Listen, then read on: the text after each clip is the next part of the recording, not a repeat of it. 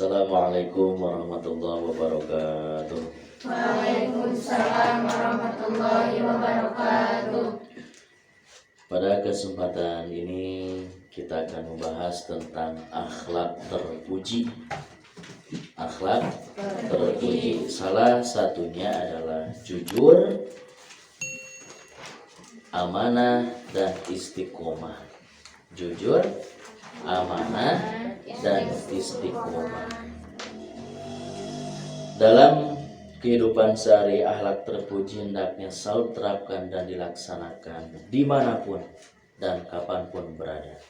Karena kalau kita akhlaknya terpuji, insya Allah bakal banyak teman, disukai oleh orang lain. Malahan hidup kita akan selalu tenang. Salah satunya yaitu jujur. Jujur merupakan salah satu ajaran Islam agar manusia mendapatkan ketenangan hidup. Walaupun seperti itu, akhir-akhir ini kejujuran banyak disepelekan oleh manusia demi uang, jabatan, dan kenikmatan semu lainnya di dunia ini. Tidak sedikit ya, orang berani berbohong, orang berani menutupi kejujurannya cuman dengan hal uang, jabatan, atau kenikmatan semua. Misal tahu dia itu yang maling, tahu dia itu yang membunuh, tahu dia itu yang berbuat salah, tapi kita tutupi. Kenapa? Karena kita sudah diberi uang dan akan diberikan jabatan. Berarti kita jujur atau bohong? Bohong. Tapi kalau jujur, meskipun kita jadi orang miskin, kalau jujur insya Allah tenang hati ini. Tapi kalau jadi orang kaya, kita suka bohong, tidak akan pernah tenang hati itu. Di sini disebutkan dalam surah Al-Baqarah ayat 42, wala talbisul haqqo bil batili wa taktumul haqqo wa antum ta'lamun. Dan janganlah kamu campur adukan yang hak dengan yang batil, dan janganlah kamu sembunyikan yang hak itu dengan sedang kamu mengetahui. Dalam artian kalian di sini jangan sampai mencampur adukan yang benar dengan yang salah. Jangan pula kalian menyembunyikan atau menyembunyikan kebenaran. Kalau benar, katakan benar. Kalau salah, ya katakan salah. Jujur. Jangan sampai sieun takut. Kalau misalkan jujur, saya takutnya dibenci. Padahal terbalik, kalau kita tidak jujur, benci. Mendingan dibenci, jangan dimendingan. Sebenarnya kita itu harus punya banyak teman. Kalau ada prinsip 1000 teman itu terlalu sedikit, 1 lawan terlalu banyak. Tapi kalau masalah ini kita jujur, tapi orang tersebut merasa dirugikan, merasa dalam artian jujur, tungtungna orang tersebut ketahuan jeleknya, nggak apa-apa, yang penting kita jujur. Ya ayyuhalladzina amanu taqullaha wa qulu qawlan sadida. Itu juga ada dalam Quran surah Al-Ahzab ayat 70. Hai orang-orang beriman, bertakwalah kamu kepada Allah dan katakanlah perkataan yang benar. Jangan sampai kita berkata tidak benar alias bohong. Waduh, gitu loh. Kata Imam Ghazali tadi, yang namanya jujur ada 3. Jujur dalam niat atau berkehendak. Yang kedua, jujur dalam perkataan atau lisan. Yang ketiga, jujur dalam perbuatan atau amalnya. Itu adalah masalah jujur. Manfaatnya apa jujur itu? Kalau kita jujur, 1, terbebas dari rasa saling mencurigai. Karena kita selalu jujur. Misal, Mat, warung dong, beliin ini uangnya. Kalau si Mamat itu selalu jujur, yakin tidak ada yang namanya kecurigaan. Tapi kalau misalkan Mamat dikasihkan, ini berapa harganya? Nggak tahu, itu pokoknya kembaliannya dari warung. Pas dilihat 10.000 tidak ada. Si Mamat yakin suatu waktu disuruh tidak akan pernah yang dipercaya lagi. Hati-hati dengan seperti itu. Yang kedua, mendatangkan keberkahan dalam setiap rezeki yang diterima. Kalau kita selalu jujur, mudah. Kalau nanti udah dewasa, kita selalu jujur, yakin akan banyak pekerjaan buat kita, akan mendapat keberkahan. Yang ketiga, dicintai sesama manusia. Ketika kita sudah meninggal pun pasti akan dikenang. Ya Allah, orang tersebut dulu waktu masih ada, itu orang yang paling saya tahu itu adalah orang jujur. Dia tidak pernah berbohong, apa adanya. Kan sekarang ini di pekerjaan selalu yang namanya suka mencoba ya. Contoh, di sebuah instansi ada yang namanya kepalanya, bawa uang 100.000 atau 50.000, simpan aja di mana. Pengen tahu pekerja tersebut itu jujur atau tidak. Kalau jujur, yakin, jangankan 100, jangankan 50, apapun yang kita inginkan pasti akan diberikan, asal kita jujur. Makanya hati-hati jangan sampai kita berbohong. Yang selanjutnya, terhindar dari golongan orang-orang munafik. Karena ciri orang munafik itu ada berapa? Ada 3. Ayatul munafiqi salasun. Idza haddatsa kadzaba, wa idza wa'ada akhlafa, wa idza tumina khana. Itu hadis riwayat Bukhari. Apa artinya? Tanda-tanda orang munafik ada 3, yaitu apabila berbicara ya berdusta, berbohong gitu ya. Dan apabila berjanji ya ingkar, dan apabila dipercaya ya khianat. Tolong, kalau kalian ada 3 tersebut berarti itu adalah ciri orang munafik. Terus apalagi manfaat jujur itu? Yang kelima, dipercaya orang lain. Yang keenam, melahirkan ketenangan, ketentraman, dan keharmonisan dalam hidup, baik secara individu maupun dalam masyarakat. Itu masalah jujur. Yang kedua, masalah amanah. Amanah di sini ada beberapa ya. Ada amanah terhadap Allah, ada amanah terhadap sesama manusia, dan ada amanah terhadap diri sendiri. Ulang lagi, amanah itu ada 3. Amanah terhadap Allah, amanah terhadap sesama manusia, dan amanah terhadap diri sendiri. Sama, kalau tidak amanah itu namanya apa? Munafik. Innal munafiqina fi darkil asfal minan nari walang tajidalahum nasira. Sesungguhnya orang-orang munafik itu ditempatkan pada tingkatan yang paling bawah, paling rendah. Di mana? Di neraka. Dan kamu sekali-kali tidak akan mendapatkan seseorang penolong pun bagi mereka. Itu dalam Quran surah An-Nisa ayat 145. Orang munafik itu ditempatkan oleh Allah di tingkatan paling bawah, di neraka. Orang yang munafik. Kan jangan munafik, jadi orang jujur dan amanah. Ulang kembali, amanah itu ada 3. 1, amanah terhadap Allah Subhanahu wa Ta'ala, yang tercantum dalam Quran surah Al-Anfal ayat 27. Ya ayyuhalladzina amanu la takhunullaha war rasula wa takhunu amanatikum wa antum ta'lamun. Hai orang-orang yang beriman, janganlah kamu mengkhianati Allah dan Rasulnya. Rasul kita siapa? Nabi Muhammad SAW.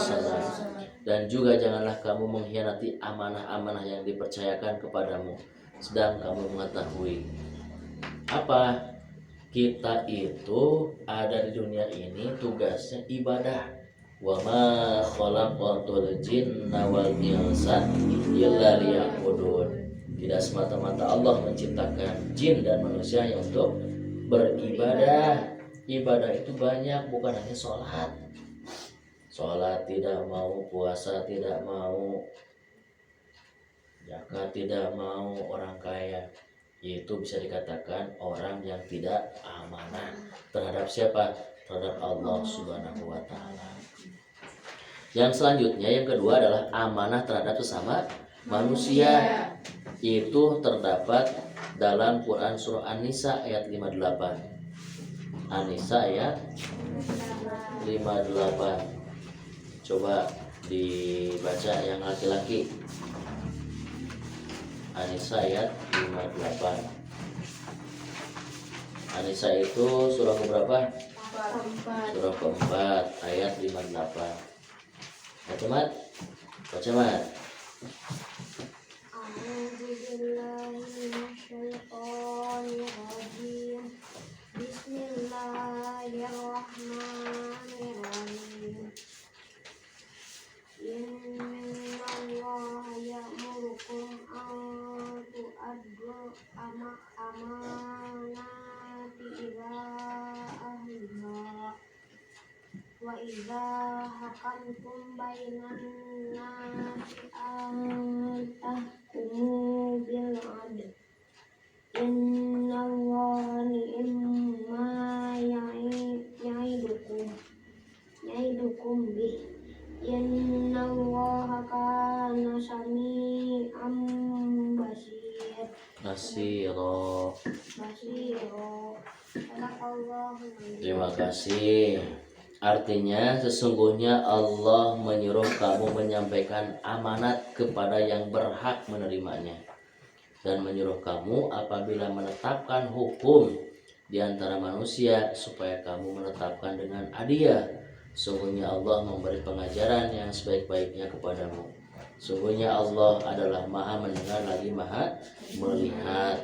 Sekarang ini banyak orang, kalau bisa dikatakan,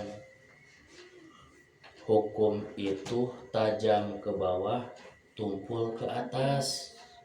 Kasihan orang yang maling sendal dihukum lama, kasihan. Orang yang ngambil ayam orang lain sudah dipukul, digebukin, dibotakin, dimasukin penjara. Coba yang koruptor, yang tidak tanggung, bukan miliaran lagi tapi triliunan, pas waktu diciduk dikasih apa? Dikasih rompi, masih bisa berdadah-dadah, melampaikan tangan, enak lagi di dalamnya. Terus bisa biasa ngomong lagi, bisa minta yang namanya remisi, bisa apa, kasihan banget. Kalau misalkan ada hakim yang tidak adil, itu sama saja dengan tidak amal terhadap sama manusia. Bayangkan sama kalian, ada orang yang ngambil sendal, ketahuan, digebukin, dibotakin, dipukul lagi di dalamnya sama polisi, di penjara lagi, lama lagi. Ini yang korupsi, lama, kabur berapa tahun dari dulu, baru kemarin dapat. Itu juga tidak dipukulin, tidak dibotakin, masuk aja enak. Berarti itu tidak amal terhadap sama manusia. Dibedakan, kok orang kaya enak, orang miskin kasihan. Makanya kalau kalian jadi hakim, jadi pemimpin, jadi pengadil, tolong seadil-adilnya. Contoh seperti wasit main bola, kan kita juga sebagai penonton tahu itu sebenarnya tidak pelanggaran, tapi kok langsung kartu merah, ada apa? Tapi ini yang kasar, harusnya di kartu merah, kok tidak dikapa-apain? Kan tahu, sama saja. Oh, ternyata orang tersebut dikasih uang alias sogokan, sama saja itu tidak aman terhadap sesama manusia. Atau kalian yang masuk sekolah, orang kaya lewat belakang kepada guru yang lain atau kepada oknum ya, ngasih misalkan berapa 3 juta bisa masuk ke sekolah ini, Kita yang tes, yang capek, yang menghafalkan, yang berjuang tidak diterima. Tapi yang diterima yang punya uang. Itu berarti itu tidak adil. Berarti tidak amanah terhadap sesama manusia. Makanya tolong jadi orang itu harus amanah. Di dunia itu tidak akan ketahuan, di akhirat akan dipertanggungjawabkan. Apapun. Makanya nitip sekali lagi, tolong amanah terhadap sesama manusia. Pembagian kurban, daging kurban misalkan, untuk saudara kita dikasih lebih. Nah, untuk saudara kita membagikan ke yang saha, yang saudara. Tapi kalau buat orang lainnya biasa aja. Malahan tidak ada dagingnya, hanya dalaman saja sama tulang-tulang, kasihan. Berarti itu tidak amat terhadap sesama manusia. Jangan seperti itu.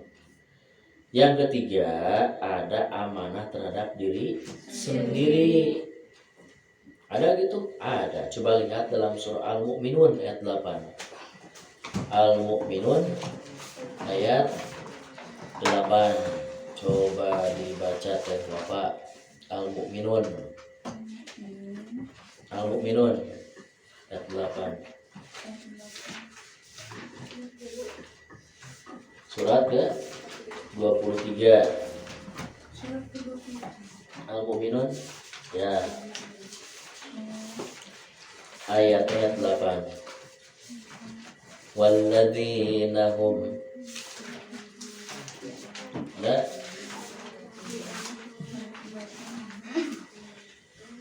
Mila tuh apa ini Juli Mbak Juli.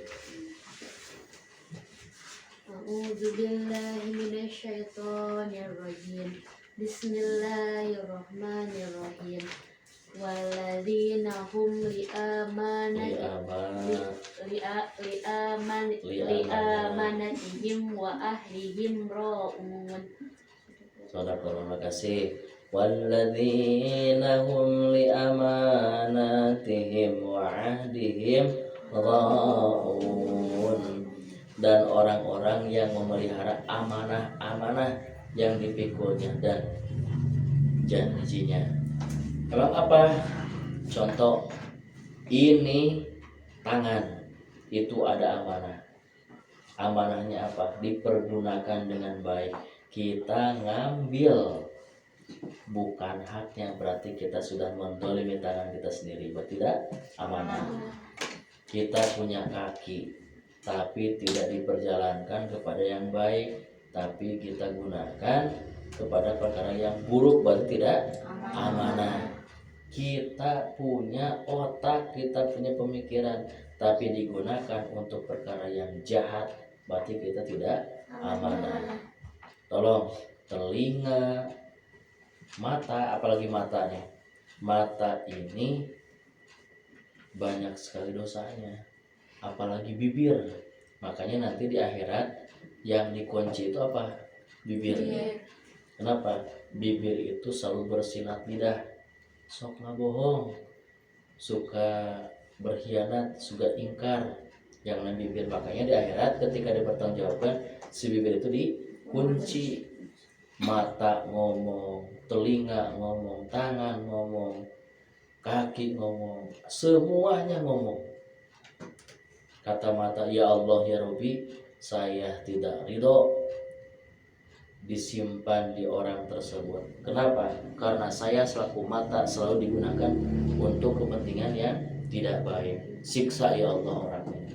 Itu kata mata. Kata telinga, ya Allah, saya ini telinga tidak pernah digunakan untuk kebagusan. Kalau dengar ngaji, bawaannya malas, pengen nutup saja. Tapi kalau dengar yang namanya lagu dangdut, lalu pengennya goyang terus, asik banget. Apalagi main ML, wah sama Cacet, mantap banget.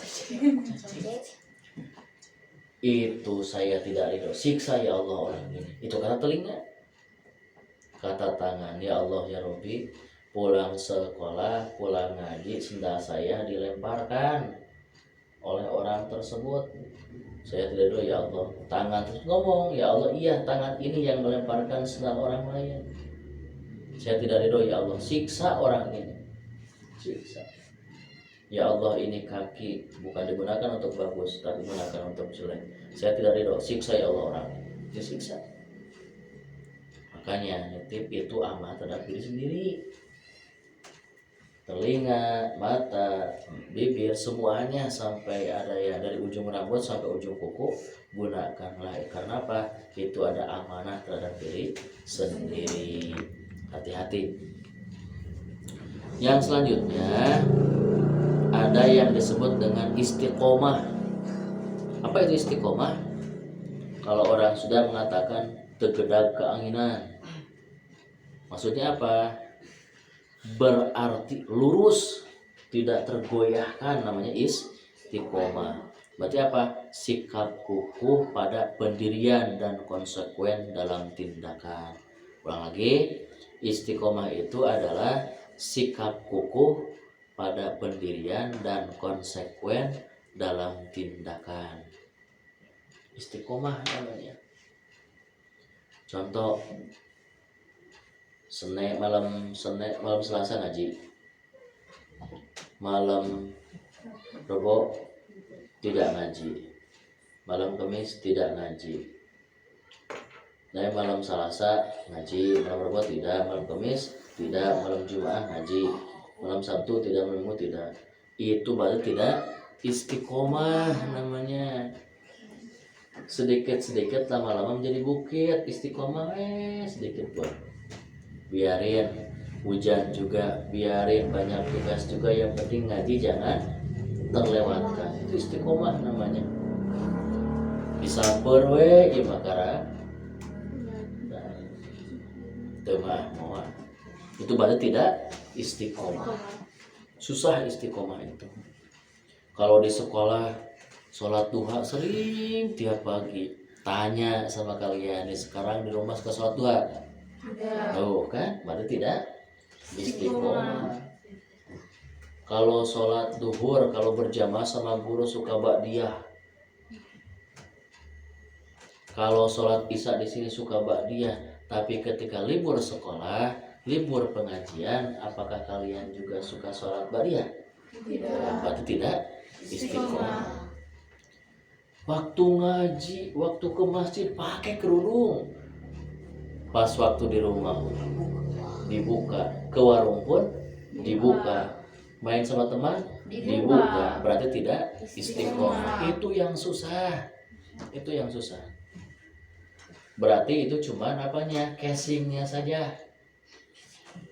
Kalau bisa dikatakan seperti buah kedondong, luarnya bagus, dalamnya rami juluk. Rami juluk itu banyak yang namanya jebakan. Coba aja kedondong di luarnya bagus, pas digigit dalamnya nempel teh, nyelap teh gitu. Itu namanya kedondong. Siga bager teh budak teh, siga cicingan, padahal bau teh kucing. Itu tidak istiqomah. Mat wayah nanya, ngawas mohon, ngawas alhamdulillah. Hiji waktu moga males berarti tidak istiqomah. Wayah namanya istiqomah. Susah istiqomah itu. Seperti dalam surah Al-Ahqaf ayat 13. A'udzubillahi minasyaitonirrajim. Bismillahirrahmanirrahim. Innal ladzina qalu rabbunallahu tsumma istaqamu fala khaufun 'alaihim wa lahum yahzanun. Sesungguhnya orang-orang yang mengatakan Tuhan kami ialah Allah, kemudian mereka tetap istiqomah, maka tidak ada kekhawatiran terhadap mereka dan mereka tiada pula berduka cita. Tidak sedikit yang namanya umat Islam, artis-artis ya, bukan kita, alhamdulillah, karena bertemu dengan orang ganteng, karena bertemu dengan orang kaya, akhirnya dia rela yang namanya menukar agama. Murtad, berarti tidak istiqomah itu orang. Kalau misalkan dia tidak punya uang, berani yang namanya berbohong, berarti tidak istiqomah.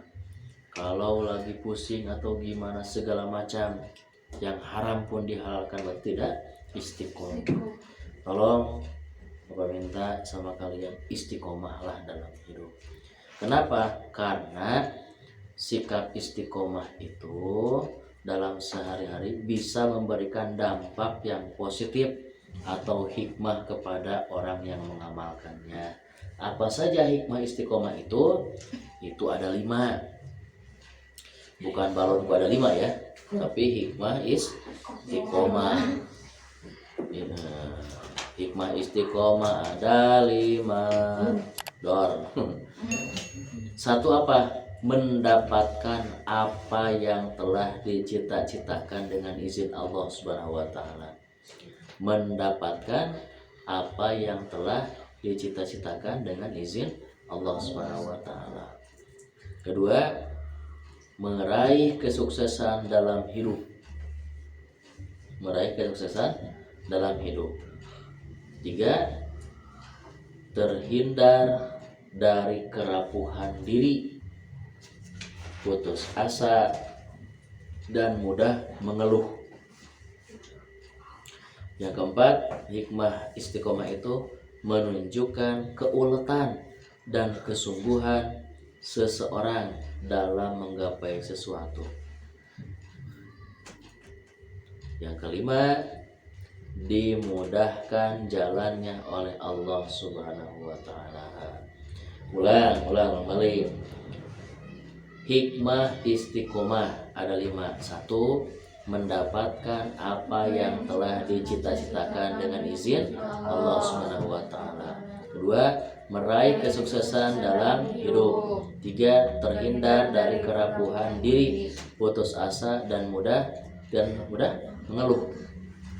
Jadi terhindar dari kerapuhan diri, putus asa, dan mudah mengeluh. 4, menunjukkan keuletan dan kesungguhan seseorang dalam menggapai sesuatu. 5, dimudahkan jalannya oleh Allah Subhanahu wa taala. Mudah-mudahan kita berusaha, kita berdoa, dan kita berjuang supaya kita 1, selalu jujur. Yang kedua, mudah-mudahan kita amanah. Dan ketiga, mudah-mudahan kita selalu istiqomah. Amin. Allah ya rabbal alamin. Subhanakallahumma wa bihamdika asyhadu an la ilaha illa anta astaghfiruka wa atubu ilaik.